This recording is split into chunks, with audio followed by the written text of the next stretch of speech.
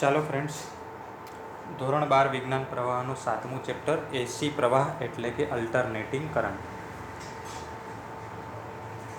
છઠ્ઠા ચેપ્ટરમાં આપણે વિદ્યુત ચુંબકીય પ્રેરણની ઘટના જોઈ ગયા કે જેમાં ગૂંચળા સાથે સંકળાયેલ ચુંબકીય ફ્લક્સ બદલવાથી શું મળતું હતું? આપણને પ્રવાહ મળતો હતો.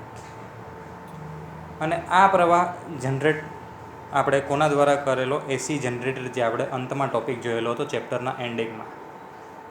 એસી જનરેટરનો સિદ્ધાંત એ વિદ્યુત ચુંબકીય પ્રેરણના સિદ્ધાંત પર જ કાર્ય કરે છે. અને તમે જોયું હશે એમાં કે ભાઈ આપણે બે પ્રબળ શક્તિશાળી ચુંબકો વચ્ચે એક ગૂંચળું રાખેલું હતું. એ ગૂંચળાને આપણે ચુંબકીય ક્ષેત્રમાં શું કરીએ છીએ? ભ્રમણ આપીએ છીએ. પછી એ પાણી દ્વારા ભ્રમણ આપો કે કોઈ બી રીતે આપણે શું કરવાનું છે? યાંત્રિક કાર્ય કરીને એને ભ્રમણ આપવાનું છે. અને ફ્લક્સ બદલાવાથી આપણને પ્રવાહ અને વોલ્ટેજ મળતા હતા. સો આ વોલ્ટેજનું જે સૂત્ર મેળવી ગયેલા હતા એનું સૂત્ર જો તમને યાદ હોય, V = Vm sin omega T અથવા તો Vm cos ઓમેગા ટી. એટલે વિધેય કોનું આવ્યું? સાઇન અથવા તો કોસ વિધેય આવ્યું. મિત્રો અહીંયા સમજો કે ડીસી પ્રવાહ અને એસી પ્રવાહ વચ્ચે તફાવત કેટલો.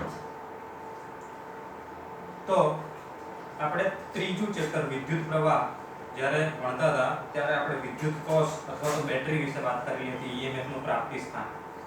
અને બેટરીનો એક ધન ધ્રુવ હોય, એક ઋણ ધ્રુવ હોય. બરાબર છે?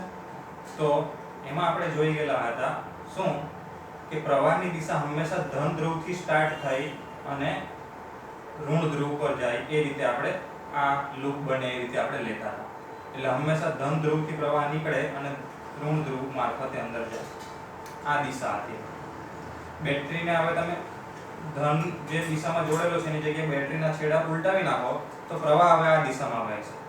પણ સમય સાથે આ પ્રવાહની દિશા બદલાતી નથી. જો તમે બેટરી આ રીતે જોડેલી છે કે આ બાજુ ધન આ બાજુ ઋણ, તો કન્ટિન્યુઅસલી પ્રવાહ આ રીતે વહેતો રહે. બરાબર છે?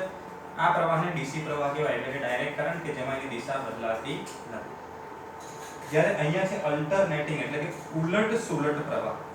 કેવો પ્રવાહ? ઉલટ સુલટ પ્રવાહ. ઉલટ સુલટ પ્રવાહ કઈ રીતે? આપણે ઓલરેડી એસી જનરેટરમાં આપણે વોલ્ટેજનું સૂત્ર જોઈ ગયા છે કે સાઇન કે કોસ. તો સાઇન અથવા કોસ વિધેય કેવું આવે? સાઇન વિધેય કંઈક આવું આવે અને કોસ વિધેય મેક્સિમમ થી ચાલુ થઈને આ પ્રકારનું આવે. એનો મીનિંગ શું થાય કે સમય સાથે વેલ્યુ જે છે તે પોઝિટિવ પણ હશે, નેગેટિવ પણ હશે, વળી પાછી પોઝિટિવ થશે, વળી પાછી નેગેટિવ થશે. એટલે કન્ટિન્યુઅસલી આ જે એસી પ્રવાહ છે અથવા તો એસી વોલ્ટેજ છે એની પોલારિટી એટલે કે આ ધ્રુવીયતા બદલાયા કરે છે. કે ધન ધ્રુવ હતો તે અમુક સમયના અંતે ઋણ થઈ જાય છે અને ઋણ હતો તે ધન થઈ જાય છે. એટલા સમય પછી પાછા ઉલટાઈ જાય. એટલે ઋણ હતો તે ધન થઈ જાય અને ધન હતો તે ઋણ વળી પાછા ઉલટાઈ જશે. આવું કન્ટિન્યુઅસલી ચાલશે. બરાબર છે? એટલે પ્રવાહની દિશા તમે પરિપથમાં જોશો તો પ્રવાહની દિશા શરૂઆતમાં આમ હશે, અમુક ક્ષણ પછી તરત આમ થઈ જશે, વળી પાછી આમ થઈ જશે, વળી પાછી આમ થઈ જશે. એટલે આવા પ્રવાહને ઉલટ સુલટ પ્રવાહ કહેવાય છે, એસી પ્રવાહ. આખું ચેપ્ટર આપણે એસી પ્રવાહ વિશે ભણવાનું છે. કોના વિશે ભણવાનું છે? એસી પ્રવાહ વિશે. ઓકે? આ ચેપ્ટરમાં મેથેમેટિક્સનો બહુ વધારે ઉપયોગ છે મિત્રો. ખૂબ જ વપરાય છે મેથેમેટિક્સ. એટલે જે બેઝિક મેથેમેટિક્સ આ ચેપ્ટરમાં જોઈશે તમને, ત્રિકોણમિતીય વિધેયોને લગતા ગાણિતિક સૂત્રો, એ મેં ચેપ્ટરના શરૂઆતની સ્લાઇડમાં તમને આપી દીધા છે.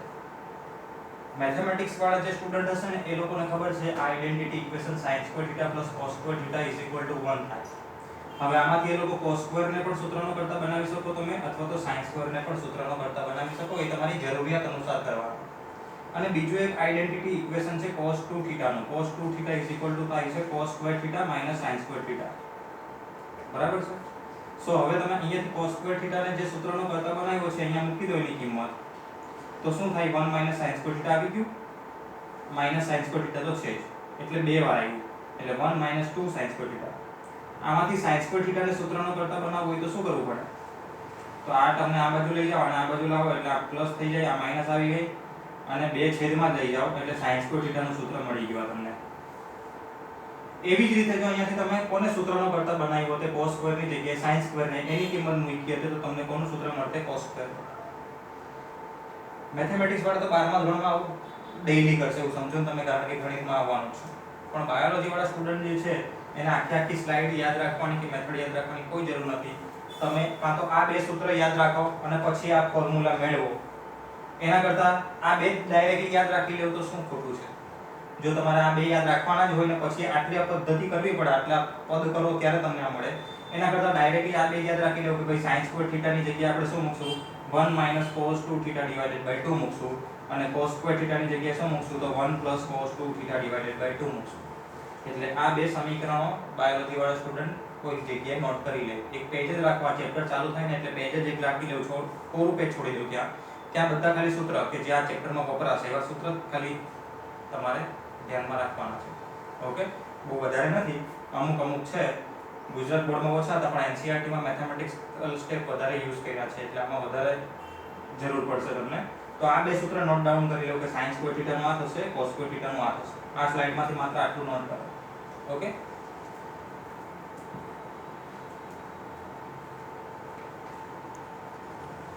નેક્સ્ટ સ્લાઇડમાં ગ્રાફિકલી હું સમજાવતો નથી, કોમ્પ્લિકેટેડ છે થોડુંક. આપણે ફેસ ટુ ફેસ હતા તો હું તમને આઈડિયા અપાવી શકતો હતો. તો આ બે સૂત્ર નવા નોટ કરવાના તમારે. cos θ = sin 90 + θ પણ લખી શકાય અથવા તો sin 90 - θ પણ લખી શકાય, જેવી જરૂરિયાત. ઓકે, તો cos θ = sin 90 + θ અથવા તો sin 90 - θ. બંનેની વેલ્યુ સરખી જ આવશે. આ sin 90, sin વિધેય રેડ કલરનું છે એટલે 90 માંથી θ બાદ કરો તો અહીંયા આવો અને 90 માં θ ઉમેરો તો અહીંયા આવો. બંને વેલ્યુ સરખી જ આવશે અને બંને વેલ્યુ cos θ જો અહીંયા ભેગું થાય છે. અહીંયા sin વિધેય ને cos વિધેય બંને છેદે છે એટલે બંનેની વેલ્યુ સેમ થઈ ગઈ. એટલે cos θ = sin 90 + θ પણ લખી શકાય અને sin 90 - θ પણ લખી શકાય. એટલે આ બે સૂત્ર પણ નોટ કરજો અને પછી આ બે સૂત્ર નોટ કરજો.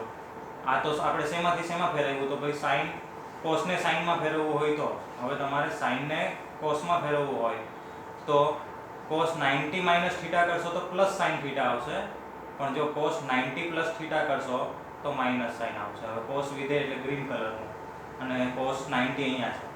હવે 90 માં θ ઉમેરો તો અહીંયા આવે અને θ બાદ કરો તો આ બાજુ જાય. સમજ પડે છે?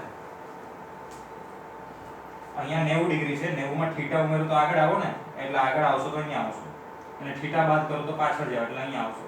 તો અહીંયાથી મેં એક લાઈન દોરી છે, અહીંયાથી એક લાઈન દોરી છે એટલે તમને sin ની સાથે કમ્પેરીઝન થાય તો આ માઈનસ sin થઈ ગયું અને આ પ્લસ sin છે આ બાજુ. એટલે 90 - θ કરો તો પ્લસ sin θ અને 90 + θ કરશો તો માઈનસ sin θ. તમારા ગ્રાફિકલી સમજવાની કોઈ જરૂર નથી, તમે માત્ર શું કરો સૂત્રની રીતે યાદ રાખો. જ્યારે જેવી જરૂરિયાત તે પ્રમાણે આપણે એનો ઉપયોગ કરશું. cosમાંથી sin માં પણ ફેરવવાનું આવશે આ ચેપ્ટરમાં અને sin માંથી cos માં ફેરવવાનું પણ આવશે. ઓકે, પછી બીજા સૂત્ર મેં અહીંયા તમને આપી દીધેલા છે. sin - θ = -sin θ, cos - θ = cos θ થાય. પછી sin α + β હોય તો શું થાય, sin α - β હોય તો શું થાય, એ બધા સૂત્રો અહીંયા. જો sin α + β લેવું તો ચિહ્ન ઉપરનું લેવાનું એટલે અહીંયા પણ વચ્ચે પ્લસ જ આવશે અને sin α - β લેવું તો અહીંયા માઈનસ મૂકવાનું. એવી રીતે cos α + β હોય તો માઈનસ ચિહ્ન આવશે અહીંયા અને માઈનસ cos α - β હોય તો અહીંયા પ્લસ ચિહ્ન આવશે. એટલે આ સૂત્ર પણ તમારે નોટ કરવાનું.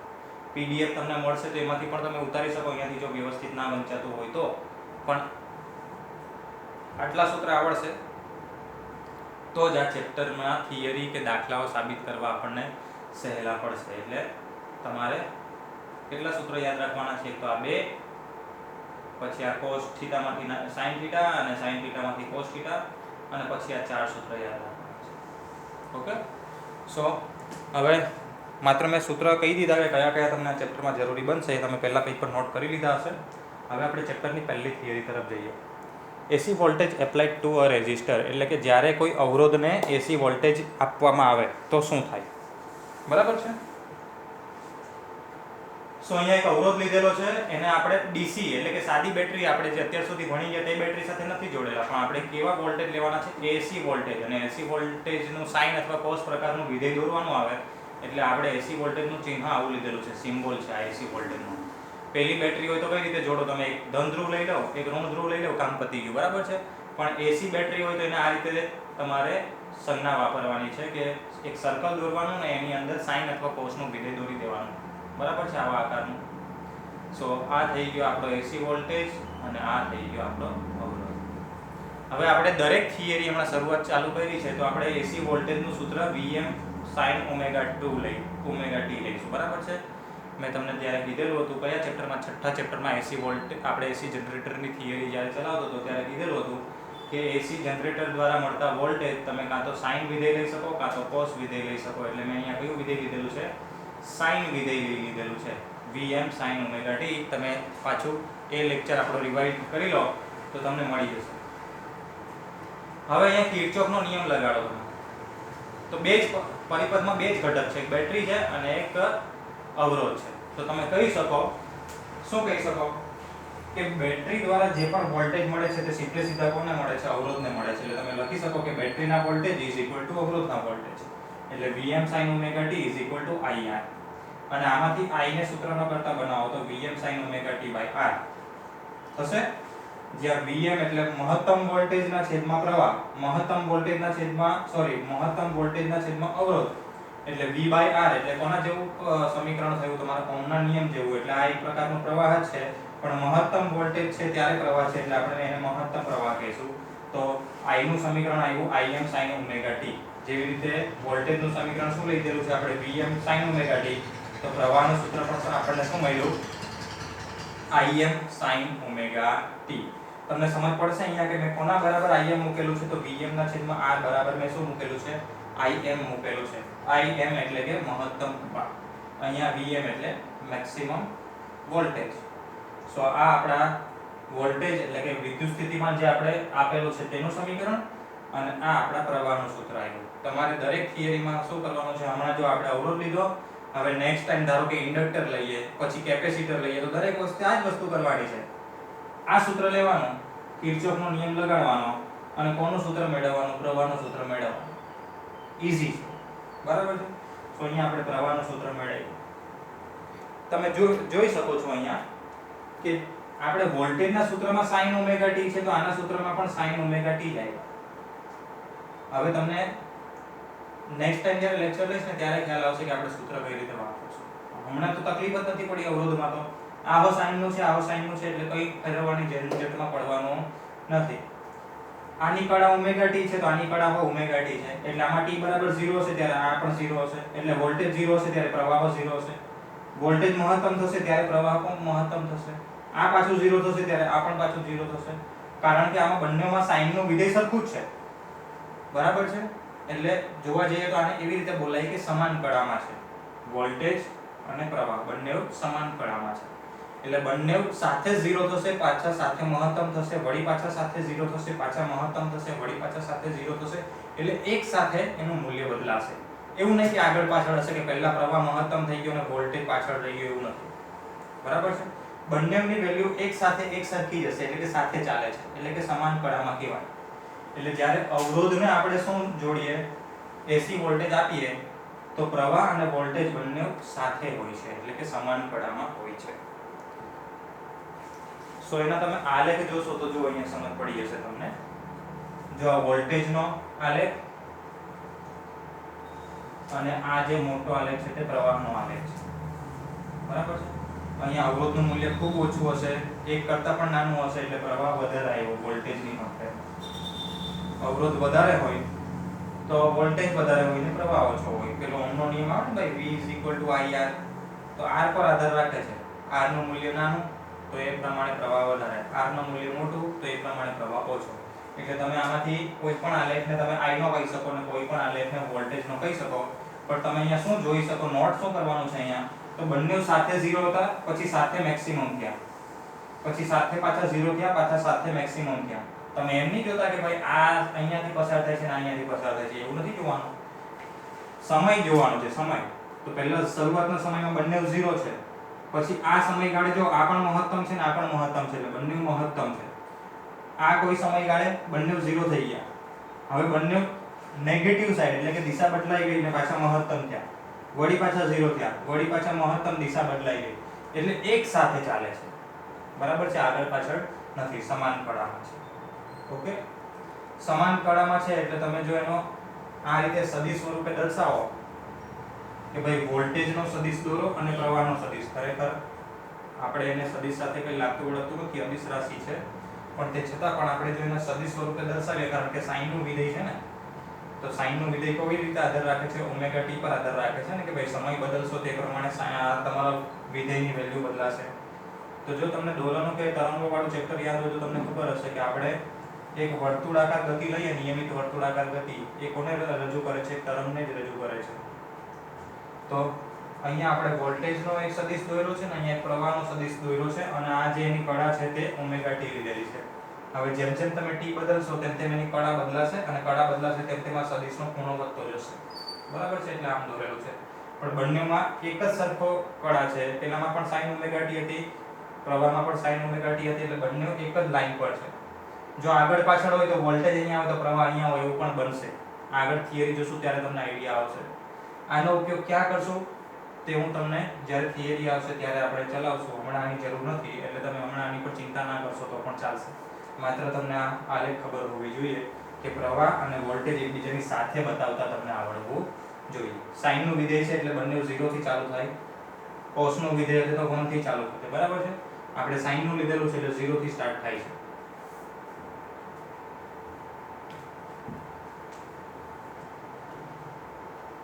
ચાલો, ઇમ્પોર્ટન્ટ ટોપિક છે. રૂટ મીન સ્ક્વેર વેલ્યુ અને પાવર. રૂટ મીન સ્ક્વેરને ટૂંકમાં કહેવાશે RMS વેલ્યુ. શું કહેવાશે? RMS value. એટલે આપણે રૂટ મીન સ્ક્વેર વેલ્યુ જોવાની છે ને પાવર જોવાનું છે. હવે મિત્રો અહીંયા સમજો એક વાત, કે અહીંયા જે આપણને પ્રવાહનું સૂત્ર મળ્યું એ કોનું વિધેય છે? sin નું વિધેય. અને sin નું વિધેય કેવું આવે? હમણાં બતાવ્યું મેં તમને આ ટાઈપ. તો સમજો, આને એક આવર્તકાળ કહીએ છીએ આપણે. આને શું કહીએ છીએ? એક આવર્તકાળ કહીએ છીએ. તો આ થયો અડધો આવર્તકાળ. એટલે અડધા આવર્તકાળ દરમિયાન ધન છે, બીજા અડધા આવર્તકાળ દરમિયાન ઋણ છે. એટલે આનું સરેરાશ લેશો ને તમે, સરેરાશમાં સરવાળો કરવો પડે, બરાબર ને? તો આખા કેપિટલ T જેટલા સમયગાળા દરમિયાન તમે સરેરાશ લેશો તો શું થશે? આ પ્લસ આ માઈનસ, એટલે પ્લસ માંથી માઈનસ જશે તો 0. એટલે પ્રવાહનું સરેરાશ કેટલું આવશે? 0 આવશે. પ્રવાહનું સરેરાશ કેટલું આવશે? 0. આવી રીતે વોલ્ટેજનું સરેરાશ પણ 0 આવશે, કારણ કે વોલ્ટેજનું વિધેય પણ એવું જ છે, sin આકારનું છે. cos નું હોય તો પણ આવું જ થાય. cos નું હોય તો ભલે 1 થી ચાલુ થાય, પણ એક આખું સાયકલ દરમિયાન કેટલું થાય? 0 થાય. કારણ કે આ બાજુ અડધું, આ બાજુ અડધું, એટલે આખું પોઝિટિવ અને આખું નેગેટિવ. પોઝિટિવ માંથી નેગેટિવ જશે એટલે 0. એટલે વિધેય તમારું sin નું હોય અથવા તો cos નું હોય તો શું થશે? કે એક આવર્તકાળ દરમિયાન એનું સરેરાશ 0 જ આવશે. એટલે ધારી લો કે તમારે પરિપથમાં શું માપવું છે? પ્રવાહ માપવો છે. સાંભળજો મારી વાત. તમારે હમણાં જે સર્કિટ હતી એમાં શું માપવું છે? પ્રવાહ માપવો છે. એટલે તમે વોલ્ટમીટર કે એમીટર જોડો. પ્રવાહ માપવા માટે શું જોડાય? એમીટર જોડાય. અને ધારો કે વોલ્ટેજ માપવો હોય તો વોલ્ટમીટર જોડવું પડે. તો આ જોડશો ને તો એની વેલ્યુ નહીં મળે તમને. કેમ? કેમ કે એક આવર્તકાળ દરમિયાન સરેરાશ કેટલું આવ્યું? 0 આવ્યું ને. અને આપણે આવૃત્તિ કેટલી જોઈ ગયેલા? એસી જનરેટરમાં યાદ હોય તો 50 હર્ટ્ઝ જોઈ ગયેલા. એટલે લગભગ 100 વાર આવી સાયકલ આવશે. 50 વાર ધન થશે અને 50 વાર ઋણ થશે. આપણી આવૃત્તિ કેટલી હોય? 50 હર્ટ્ઝ હોય. એનો મીનિંગ શું થાય? આવા 50 મળશે. તરંગો કેટલા મળશે? આવા 50. તો 50 વાર ધન આવશે અને 50 વાર ઋણ આવશે, એટલે એનું સરેરાશ 0 જ આવશે. એટલે સાદું વોલ્ટમીટર વોલ્ટેજ માપશે તો એ 0 જ માપશે, અને સાદું એમીટર આપણું જે પ્રવાહ માપશે તો શું માપશે? 0 જ માપશે.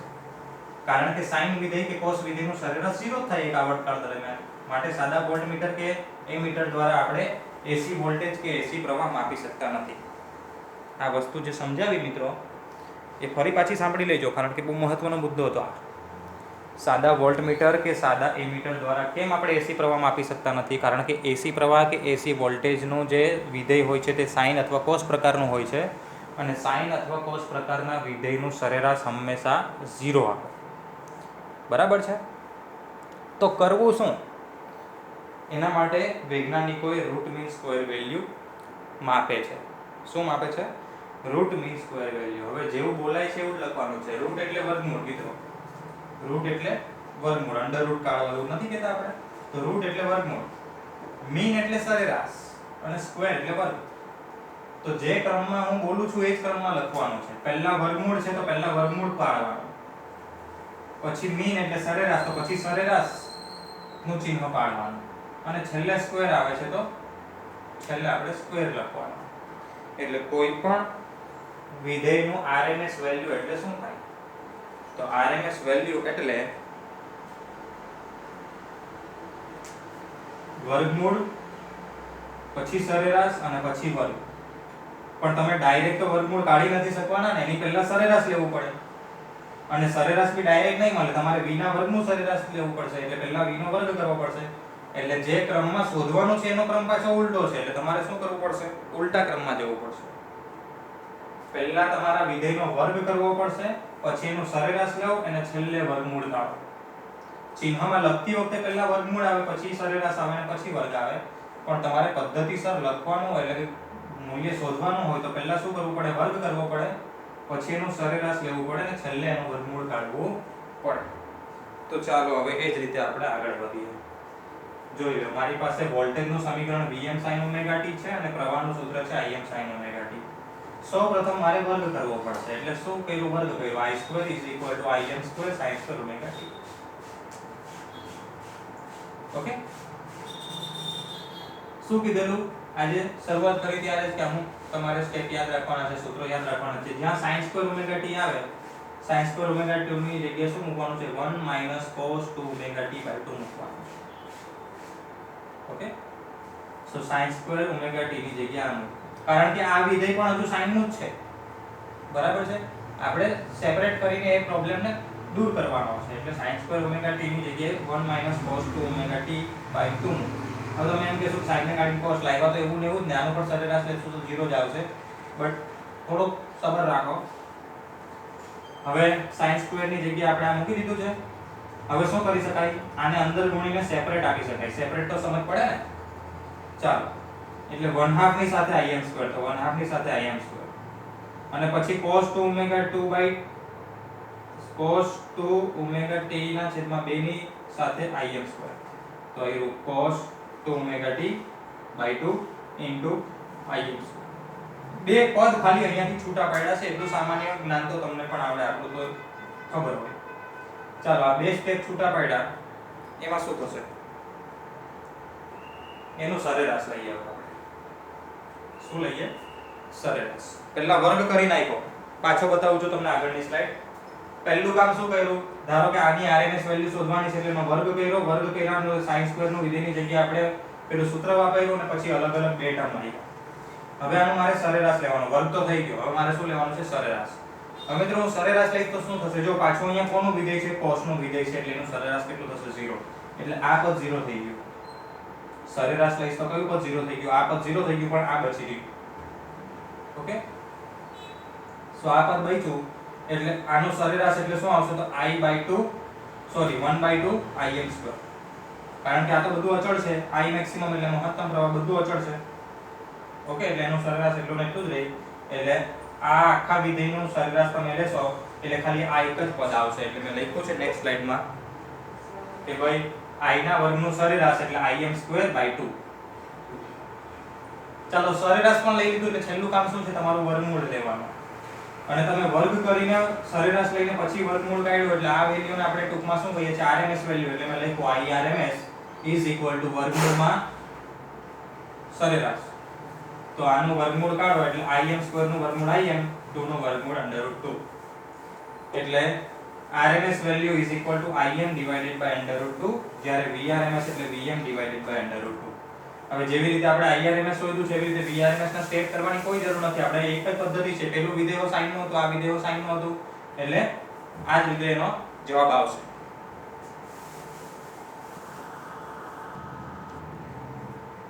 ઓકે મિત્રો, સો આપણને બંને સૂત્ર મળી ગયા. એક્ચ્યુઅલી એક જ મેળવવાનું છે. તમારે કોઈ પણ એક સૂત્ર મેળવવાનું છે, બીજું તમારે જાતે લખી દેવાનું છે. કારણ કે બંનેના વિધેય જો એક જ સરખા છે એટલે બંનેનો સરેરાશ એક જ પ્રમાણે આવશે. તો જો તમારે પ્રવાહનું RMS મૂલ્ય શોધવું હોય તો પ્રવાહનું RMS મૂલ્ય એટલે મહત્તમ પ્રવાહ છેદમાં √2 અને વોલ્ટેજનું RMS વેલ્યુ એટલે કે મહત્તમ વોલ્ટેજ છેદમાં √2. એટલે આપણા જે AC વોલ્ટમીટર કે AC એમીટર હશે, જો હું શબ્દ શું બોલું છું AC વોલ્ટમીટર કે AC એમીટર, એનો મીનિંગ શું થાય છે કે સાદા એમીટર નહીં, આપણે જે અત્યાર સુધી વાપરતા હતા તે DC વોલ્ટમીટર કે DC એમીટર હતા, એની જગ્યાએ અહીંયા AC વોલ્ટમીટર કે AC એમીટર શું માપશે? તો એ આપણો એસી પ્રવાહ કે એસી વોલ્ટેજની વેલ્યુ માપશે.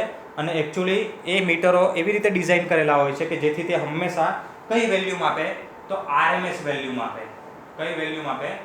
આરએમએસ વેલ્યુ માપે. બાકી સાઇન અને કોસનું તમને ખબર છે કે શક્ય નથી. એનું એક આવર્તકાળ દરમિયાન 0 આવે છે, એટલે તમે 1 સેકન્ડમાં કેટલી વાર?